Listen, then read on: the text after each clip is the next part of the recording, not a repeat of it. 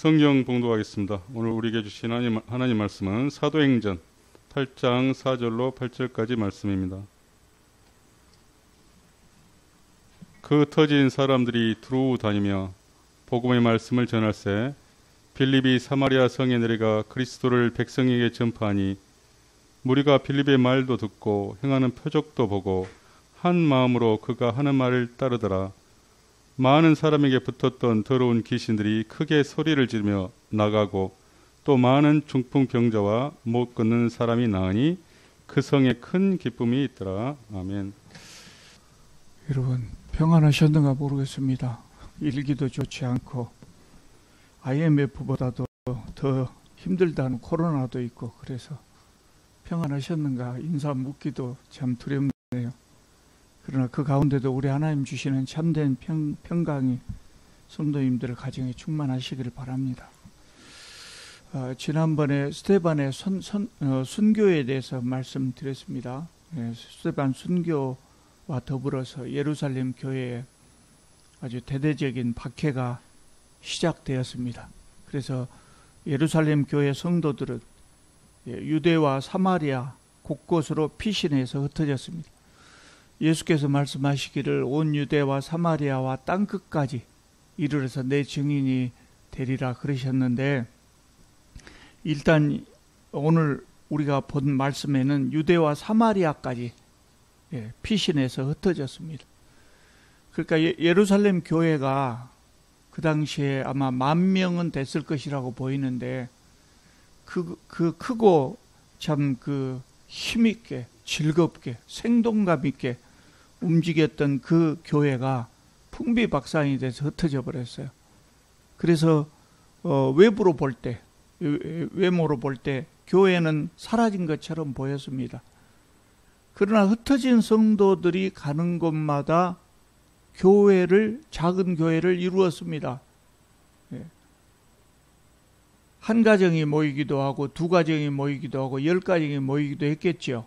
흩어져서 피신에 간 곳에서 그곳에 피신은 가정들끼리 모였습니다. 그러니까 그것이 작은 교회가 된 겁니다. 한 개의 교회가 사라졌지만 그 대신에 수많은 교회가 생겨나 버린 겁니다. 교회가 몇 개나 됐을까요? 우리가 정확하게 알 수는 없지만 10,000명에 가까운 성도들이 흩어져서 따로따로 모였다면 수백 개 이상이 됐을지도 몰라요. 간판도 없고 건물은 당연히 없겠지만 그러나 성도들이 모이면 그것이 교회거든요. 그래서 온 유대와 사마리아 곳곳에 흩어진 수많은 교회가 생겨난 겁니다. 그리고 오늘 4절 말씀을 보면 흩어진 성도들은 단순히 숨어 지낸 것이 아니고 두루 다니며 복음의 말씀을 전했다 그랬어요. 그러니까 예루살렘 교회가 흩어지기 전에는 예루살렘 안에만 머물러 있었던 복음이 온 유대와 사마리아에 순식간에 퍼져나가게 된 겁니다. 그러니까 사탄은 바로 앞에 8장 3절에 보면 사울을 통해서 교회를 잔멸하려 했다고 그랬어요. 뿌리채 흔들어 버리려고 했지만 사탄이 행한 이 박해는 오히려 복음이 확산되는 것을 도왔어요. 복음 확산의 1등 공신이 바로 사탄이 된 것이죠. 그러니까 제가 지난번에 말씀드린 대로 하나님의 계획을 세상에 누가 회방할 수 있겠습니까? 하나님이 세우신 계획은 세상에 누구도 회방할 수 없고요. 회방한다고 해도 오히려 그것이 도움을 주는 것이 되어버릴 수밖에 없는 것이에요. 오늘 우리가 보는 8장 4절부터 나오는 말씀은 이렇게 두루 다니면서 복음을 전한 사람들 중에 10,000명이나 되는 성도들 다 흩어져서 복음을 전했거든요. 근데 그 중에 대표적으로 빌립의 활동을 우리에게 소개해 주고 있어요. 이 빌립은 예수님의 12제자 중에 한 사람인 그 빌립이 아닙니다. 그 빌립이 아니고요. 스데반과 함께 교회의 재정 관리를 맡도록 선출된 7 지도자 중에 한 사람이었어요. 그러니까 재정 관리를 맡았기 때문에 오늘날로 말하자면 집사의 직분, 그 일을 맡도록 선출된 지도자였어요. 그래서 교회 재정관리자였지만 빌립은 스데반이 순교한 다음에 사마리아로 피신해 갔어요. 그리고 그것에서 복음을 전했다 그랬어요. 근데 빌립이 복음을 전할 때 7절을 보면 수많은 이적이 나타나거든요. 더러운 귀신들이 소리를 지르면서 나가고 중풍병자와 못 걷는 사람들이 다 낫고, 중풍병이나 걷지 못하는 이 병은 현대의학으로도 고치기 어렵습니다. 근데 빌립이 복음을 전할 때 이런 놀라운 일들이 일어나니까 8절에 보면 사마리아 성 사람들이 크게 기뻐했다 그랬어요. 크게 기뻐했다. 그리고 빌립이 복음을 전하고 하나님 나라를 전하고 이럴 때 듣는 사람마다 다 믿고 세례를 받았더라 그랬어요. 여기가 사마리아입니다, 여러분. 사마리아. 우리는 사마리아에 대해서 가끔 들어봤기 때문에 그것이 그런갑다 이렇게 생각하지만, 유대인들에게 있어서 사마리아라고 하는 지역은 우리가 생각하는 것하고는 우리가 상상하기 어려운 그런 지역이에요. 그래서 사마리아 선교를 좀 이해하기 위해서는 역사적 배경을 좀 알아야 합니다.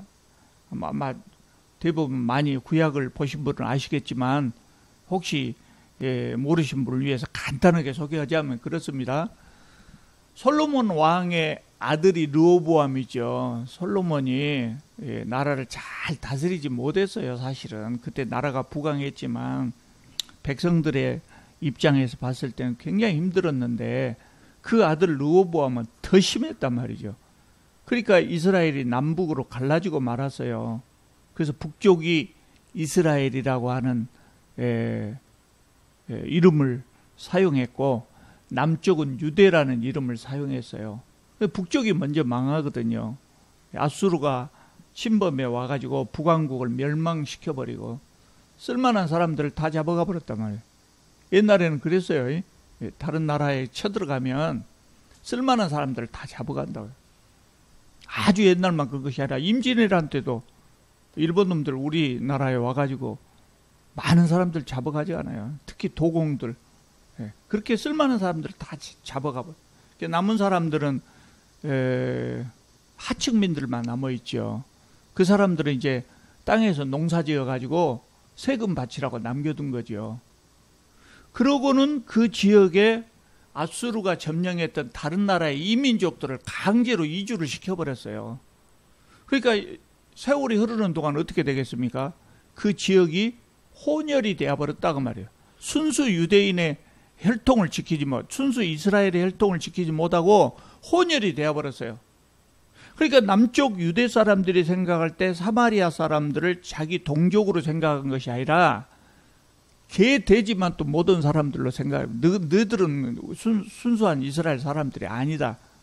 그렇게 업신여겼어요. 뿐만 아니라 신앙 공동체, 여호와 하나님을 섬기는 신앙 공동체에도 끼워주지 않았어요.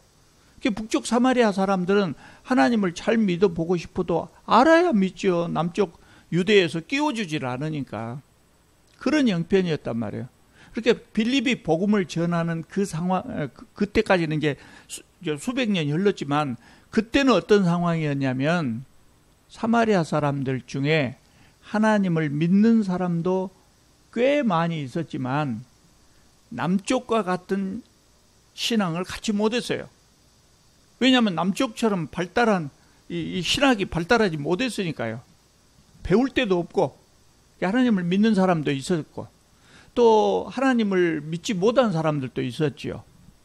그러나 적극적으로 신앙 생활 안 해도 그들은 머릿속에 신이라고 하면 하나님, 신이라고 하면 하나님 이렇게 굳어져 있었죠. 여러분 기억하실지 모르겠습니다만 지금은 우리나라에서 기독교인 수가 제일 많다고 그럽니다. 근데 제가 초등학교 다닐 때는 안 그랬거든요. 불교가 제일 많았거든요. 그러니까 그때 학교에서 가정 환경 조사를 하면 종교에 대해서도 물어봐요. 그러면 대부분의 아이들이 불교 신자라고 손을 듭니다. 불교 신자라고. 실제로는 절 한 번도 안 가본 사람들이. 왜냐하면 그때까지 그 아이들의 아버지 또는 할아버지, 증조 할아버지, 고조 할아버지들이 불교 신자가 제일 많았거든요. 그렇게 자기들 머릿속에 종교하면 불교 이렇게 남아 있는 거죠. 사마리아 사람들이 여호와 하나님을 믿는 신앙 행위를 하든지 안 하든지 그 사람들 머릿속에 신은 하나님이다 이렇게 생각이 돼 있었단 말이죠. 그런데 빌립이 와서 하나님의 아들, 그 하나님의 아들 예수님을 전하고 또 성령의 능력으로 이적을 행하고 그러니까 복음을 쉽게 받아들일 수 있었던 것이죠. 자, 9절에 보면은요, 사마리아 성에 시몬이라는 마술사가 있었다 그래요. 마술 실력이 기가 막혔던 거예요. 기가 막혔던 것 같아요. 그래서 시몬이 마술을 행할 때마다 사마리아 사람들은 어떻게 생각했냐면 하나님의 능력이 나타나서 이적이 나타났다 이렇게 생각한 거예요. 그래서 이 시몬을 하나님의 능력을 행하는 참 훌륭한 종교 지도자로 그렇게 섬겼어요. 오늘 우리는 마술이라고 하는 것은 그냥 눈속임이라고 하는 것을 잘 알고 있지 않습니까? 전에 마술사들 TV에 나와서 연기할 때 자기들이 말하거든요. 자기들이 연기자라고. 눈속임이에요.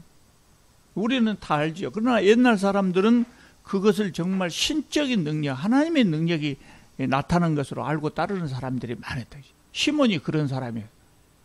그런데 빌립이 나타나서 시몬이 흉내도 내지 못할 그런 이적을 행하니까 사람들이 다 예수님을 믿어버렸어요. 빌립 따라다니면서 세례받고 예수님을 믿고. 그러면 시몬은 어떻게 되겠습니까? 시몬은 시기심도 나고 질투도 나고 그랬겠지만 시기하고 질투할 엄두도 내지 못했어요. 그리고 시몬마저도 세례를 받은 후에 전심으로 빌립을 따라다녔다 그랬어요. 빌립을 따라다녔어요.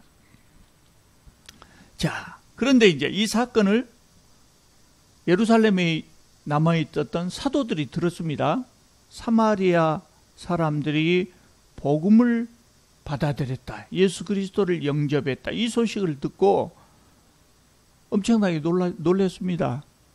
왜 놀랐냐면 오늘 우리는 전 세계 누구라도 예수님을 믿고 구원받을 수 있다고 하는 것을 알고 있습니다. 그런데 당시에 유대 사람들은 그렇게 생각하지 않았어요. 심지어 사도들조차도 사마리아 사람들이 복음을 받는다고 하는 것은 상상하지도 못했어요. 그만큼 영적인 면에서 유대 사람들은 사마리아 사람들을 무시하고 있었던 거예요. 개 돼지 같은 너희들이 어떻게 감히 하나님을 믿을 수가 있어? 그렇게 생각했던 겁니다.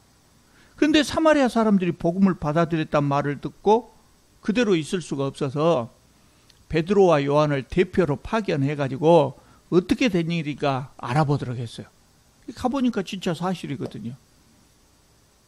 진짜 사실이에요.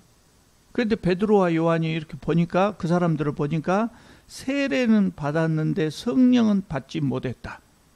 이것을 발견했어요. 이상하지요? 이상합니다. 왜 이상하냐면 오늘 우리 시대에는 누구나 예수님을 믿으면 예수님을 영접할 때 성령께서 우리 안에 오십니다.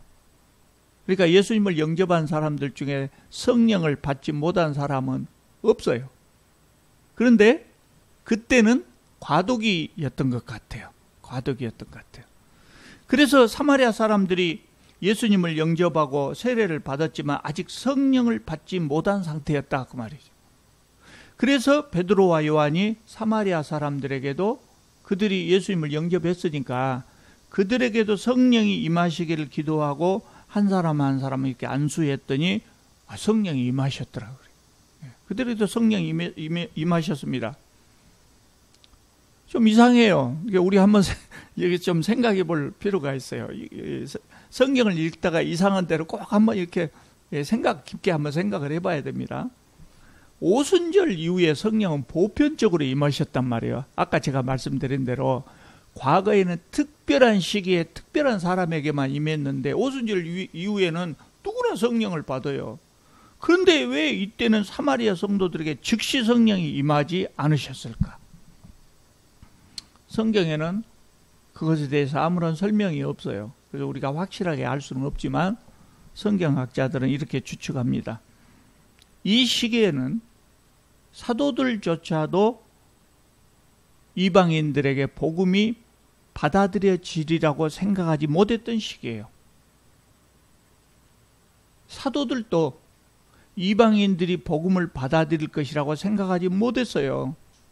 나중에 이제 10장에 가면 고넬료 사건이 나옵니다. 그때 비로소 하나님께서 이방인들에게도 복음을 받게 하시구나, 이것을 이제 알게 됩니다. 그런데 그 전에는 몰랐어요. 그러니까 사도들이 생각할 때 예수님은 구원자고 메시아지만 이스라엘의 메시아라고 생각했어요. 이스라엘의 메시아, 온 세상의 메시아라고 생각을 못한 거예요. 그러니까 당연히 성령은 유대인만 받는 것이다, 이렇게 생각한 거예요. 그런데 이때 빌립이 사마리아에 가서 전도를 했더니 그 사람들도 복음을 받아들이고 성령을 받았더라. 그런다면 유대인 기독교인들이 생각할 때 어떻게 생각할까요? 그거 가짜 아니에요? 그 진짜 그랬을까? 아닌데? 왜냐하면 이 사람들, 유대인들의 생각으로 그때까지 상상하기 어려운 일이었거든요. 그럴 리가 없을 텐데, 이렇게 생각했을 거라고요. 그럼 어떻게 되겠습니까? 사마리아 성도들, 사마리아 교회와 예루살렘에 있는 성도들, 이 교회가 하나의 교회가 될 수가 없어요. 너희들 따로 우리 따로 하나의 교회가 될 수가 없어요. 여전히 사마리아 사람들을 유대인 기독교인들이 받아주지 않을 것이라고요. 그래서 사도들 중에 사도, 가장 큰 권위를 가진 베드로와 요한을 시켜서 성령을 받게 하신 것 같아요. 일부러 하나님께서 그렇게 하신 것 같아요. 그러면 베드로와 요한이 가서 안수하고 그 사람들이 성령을 받았다고 하는데 누가 거기다가 이 일을 달겠어요? 예수님은 안 계시고 승천해서 가시고 세상에 남아있는 사람들 중에 가장 권위 있는 사람이 베드로와 요한인데, 베드로와 요한이 안수해서 성령을 받았다는데 누가 이 일을 달겠어요? 그러니까 사마리아 교회와 유대 교회는 하나의 교회, 온전히 하나의 교회, 한 형제가 될 수밖에 없었던 거예요. 아마 그래서 하나님께서 빌립을 통해서가 아니라 베드로와 요한을 통해서 성령을 베푸신 것 같아요. 여러분, 하나님께서는요, 예루살렘 교회에 임한 이 심한 박해를 통하셔서 이걸 선하게 이용하셔서 사마리아에 복음을 전파하게 하셨어요. 유대인들, 특히 이 사도들조차도 사마리아 사람들을 차별했지만 하나님께서는 사마리아 사람들을 차별하지 않으셨습니다. 그리고 그들에게도 같은 은혜를 주시고 구원을 받게 하시고 성령을 받게 하셨어요. 하나님은 옛날이나 지금이나 세상에 누구도 차별받지 않는 세상을 원하십니다. 세상에 누구도 차별받기를 원하지 않으십니다. 하나님도 차별하지 않습니다. 그런데 사람들 사이에 사람이 사람을 차별하는 것은 있을 수 없는 일이죠. 하나님은 아무리 못난 사람도, 아무리 못된 사람도 회개하고 구원받기를 원하셔요. 차별하지 않는 그런 하나님입니다. 우리 하나님을 잘 알아야 됩니다. 하나님은 온 세상에 아무도 차별받기를 원하지 않는 그런 하나님이십니다. 오순절에 성령이 임하셨을 때 예루살렘이 뒤집어졌지요. 놀라운 역사가 이루어졌어요. 사도들에게 다락방에 숨어만 있지 못하고 뛰쳐나가가지고 복음을 전했어요. 사마리아에 성령이 임했을 때는 어떻게 됐을까요? 우리 성경은 사마리아에 성령이 임한 사건을 17절에 보면 한 줄로 간단하게 기록하고 있지만 사마리아도 뒤집어졌을 거예요. 그래서 이 사건을 사마리아의 오순절이라고 말합니다. 그런데 사마리아 사람들 중에 제일 놀란 사람이 있었는데 그 사람이 누구냐면요, 아까 말씀드린 마술사 시몬이에요. 시몬이 깜짝 놀래요. 깜짝 놀랐어요. 어떻게 이렇게 안수하니까 성령이 임하실까? 어떻게 그게 가능할까? 그래서 19절을 보면은요, 시몬이 베드로와 요한에게 돈을 갖다 주면서 이 능력을 내게도 주라. 그래서 내가 안수하는 사람은 다 성령을 받게 해주. 그렇게 제안을 합니다. 이것을 보면은요, 사마리아에 성령이 임하셨을 때 성경에 자세하게 기록하지 않았지만 사마리아에 성령이 임하실 때도 가시적이고 신비로운 현상이 나타났던 것 같아요. 그러니까 옆에서 본 시몬이 성령이 임하는 것을 눈으로 봤다는 거예요. 오순절에 성령이 임하실 때 어떻게 임하셨어요? 급하고 강한 바람 같은 소리가 있었다. 휙 소리가 있고, 그러면서 각 사람 머리 위에 불의 혀처럼 갈라지는 것들이 나타났다 그랬어요. 불 같은 것이 이렇게 내려왔죠. 각 사람 머리 위에. 그것처럼 사마리아의 성령이 임하실 때도 그랬던 것 같아요. 그러니까 시몬이 이것을 보고 기가 막히거든요. 기가 막혀. 나도 저 기술 배우면 돈 벌 수 있겠다 생각한 거예요. 그러니까 시몬이 생각할 때 빌립이나 베드로나 요한을 자기하고 같은 업종의 사람으로 생각한 거예요. 마술사로 생각한 거예요. 그러니까 기가 막힌 기술을 발휘를 해가지고 사람들 머리 위에 막 불 같은 것이 내려오게 했으니, 야, 나도 저 기술 배우면 돈 좀 되겠다. 그렇게 생각했을 거 아닙니까? 그래서 돈을 주고 그 기술을 배우려고 한 거예요. 그러니까 이 시몬은 빌립을 따라다닐 때부터 진실한 회심을 한 것이 아니고 빌립이 가진 기술을 나도 배워야 되겠다고 이렇게 생각한 거예요. 이런 사람들은 돈만 벌 수 있다면 목사가 되기도 하고 스님이 되기도 하고 그래요. 어떤 종교가 중요하냐가 아니에요. 이런 사람들은 돈만 될 수 있다면 신천지 목사도 될 수 있고 통일교 목사도 될 수 있는 사람들이에요. 시몬은 그리스도보다도 그리스도를 통해서 나타난 능력에 더 관심이 많았던 거예요. 복음이나 구원보다 복받는 것, 축복에 더 관심이 많았던 사람이었다고 말해요. 오늘 우리 시대로 말하자면 지금도 그런 사람들이 있잖아요. 그런 사람들은 구원받지 못하거든요. 아무리 예수님을 열심히 믿는 것처럼 보여도 구원받지 못해요. 그래서 21절에 보면 베드로가 시몬에게 심하게 꾸중합니다. 하나님 앞에서 내 마음이 바르지 못하니 이 도에는, 기독교를 말하죠. 이 도에는 네가 관계도 없고 분깃도 없느니라. 너는 구원받지 못한다. 너는 기독교인도 아니라는 이야기예요. 여러분, 하나님의 은혜는 돈으로 사는 것 아닙니다. 하나님의 은혜는 돈으로 사는 것 아닙니다.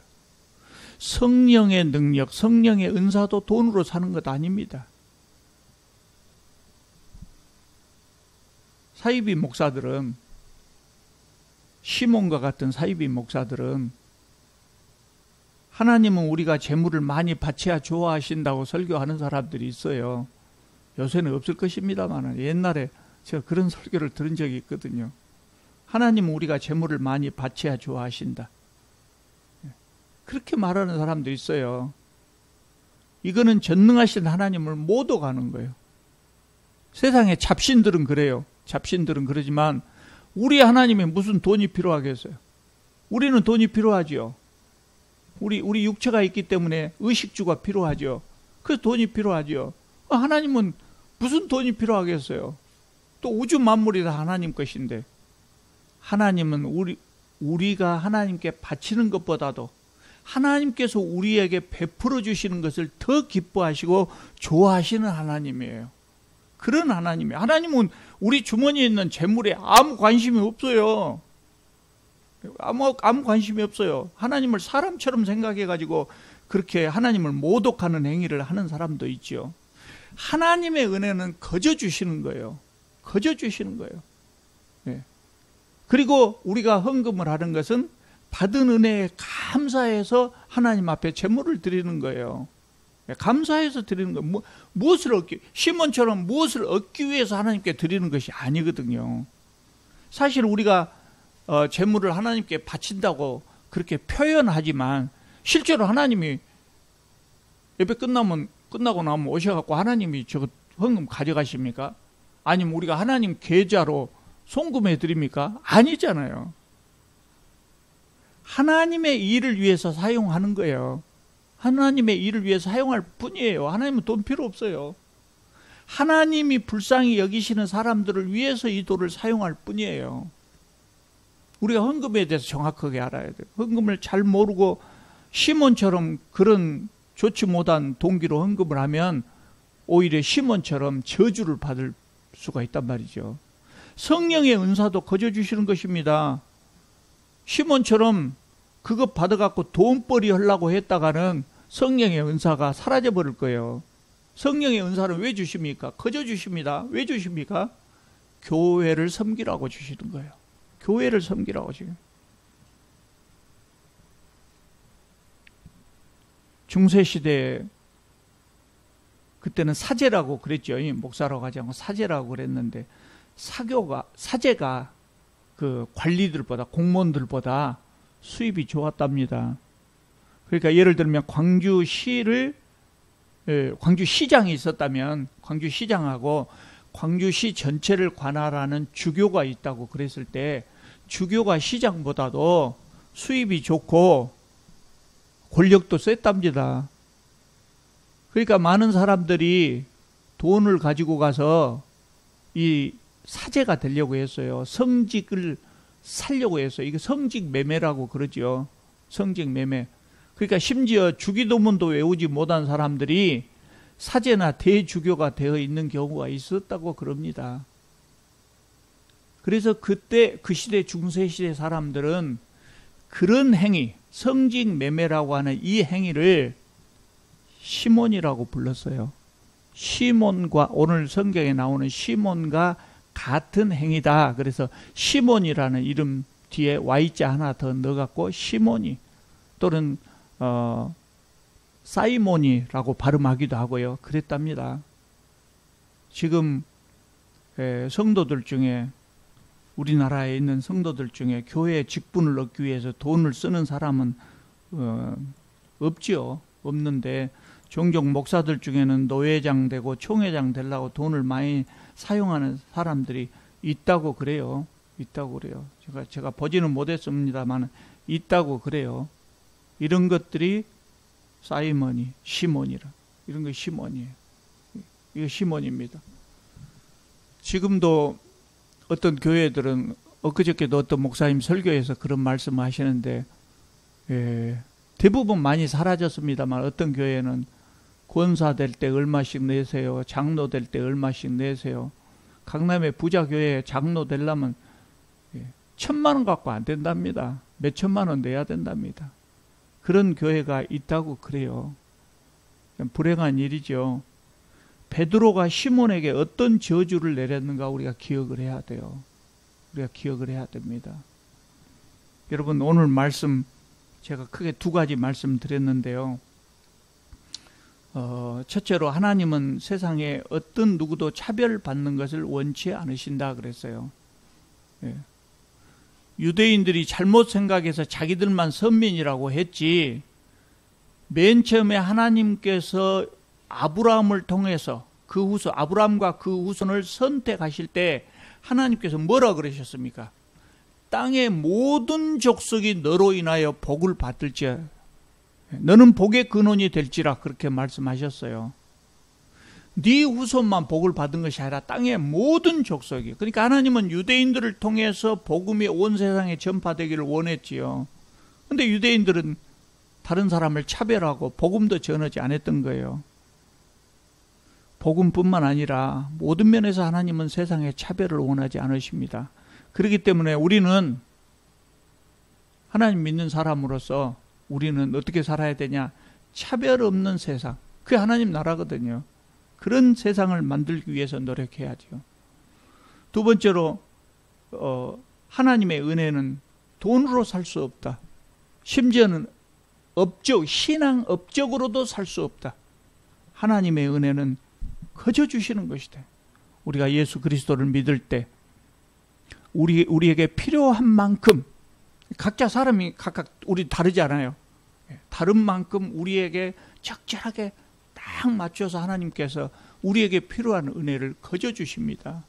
그럼 우리는 어떻게 해야 됩니까? 그냥 듬뿍 받기만 하면 됩니다. 받고 감사하게 하나님 백성으로 살아가면 되는 것입니다. 기도드리겠습니다. 거룩하시고 자비로우신 우리 하나님, 허물 많고 죄 많은 저희들, 감히 주님 앞에 설 수도 없는 저희들을 불러주셔서 주님 백성 삼아주시고 수많은 은혜를 나려 주신 것을 참으로 감사드립니다. 주님, 우리가 이 은혜를 받았사오니 주님 백성으로서 참 이 세상에 본이 되는 그런 삶을 살아가게 하여 주시옵소서. 주님의 나라를 능력 있게 확장해 갈 수 있는 그런 주의 종들이 되게 하여 주옵소서. 예수님의 이름으로 기도드립니다. 아멘. 아멘.